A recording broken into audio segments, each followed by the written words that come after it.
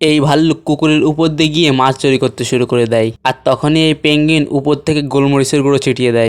কুকুরের ভয়ে বাইরে গিয়ে হাতে দিয়ে আসে। তখন সেইখানে পেঙ্গুইন স্কেটবোর্ড রেখে দিয়ে আসে।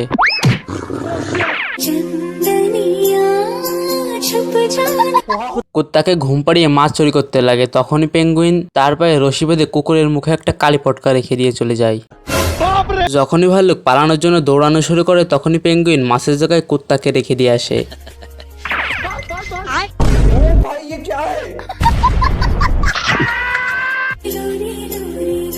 ভাল্লুক কুকুরকে লরি গাইয়ে ঘুম পাড়িয়ে দেয়। আবার যখনই পেঙ্গুইন কুকুরের উপর বড় একটা লোহার হালাচ্ছিল, ভাল্লুক দৌড়ে গিয়ে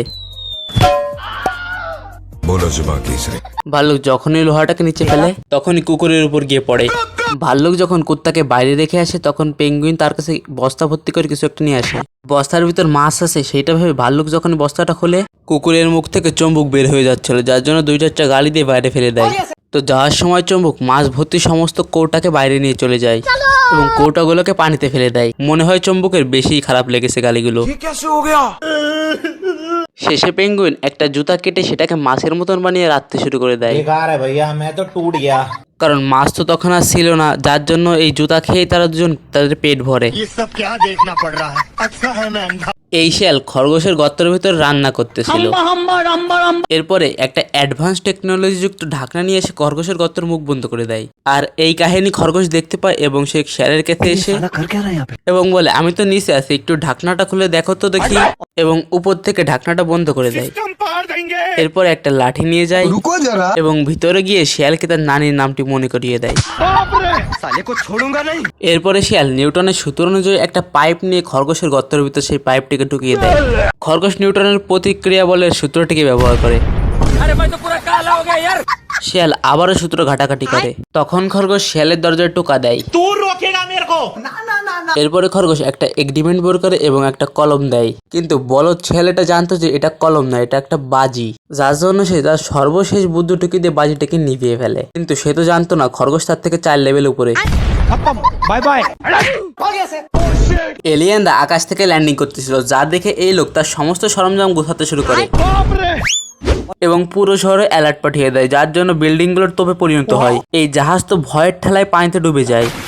এরোপ্লেন তো লার্ভার ভিতর ঢুকে যায়। এদিকে কাঠ ঠোকরাতে মুজরা দেখতেছিল, আর তখনই একে ডিস্টার্ব করার জন্য চলে আসে। চ্যানেল পরিবর্তন করে সেইখানেও চলে আসে। এইদিকে এলিয়েন সফলতাপূর্বক ল্যান্ড করে ফেলে। কাঠ ঠোকরা বাইরে বের হয় এবং তখন চারিদিকে শুধু এলিয়েন আর এলিয়েন। বাইরের দিকে দেখে তো কাঠ ঠোকরার ঠোঁটের উপর এলিয়েন এসে ল্যান্ড করে। মনে হচ্ছে এই এলিয়েন গুলো ওই প্রকার আত্মীয়, এই জন্য সমস্ত জিনিসপত্র খেতে শুরু করে। কাঠ ঠোকরা তারপরে আগুন দিয়ে আক্রমণ করে, আর তখন এলিয়েন কাঠ ঠোকরাকে ময়লার সাথে ফেলে দেয়।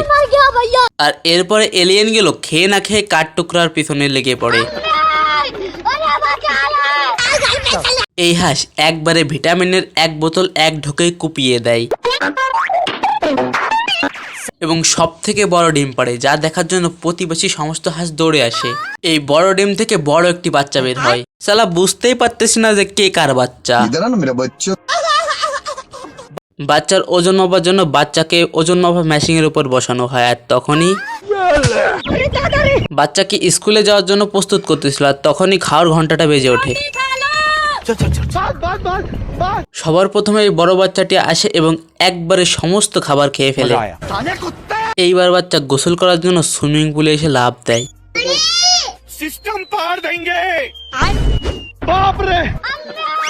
এরপর পানির ভিতর পড়ে মাটির ভিতর গেড়ে যায়। এরপর সমস্ত গ্রামবাসী তাদেরকে নিয়ে সালিশ ডাকে এবং তাদেরকে গ্রাম ছাড়া করে।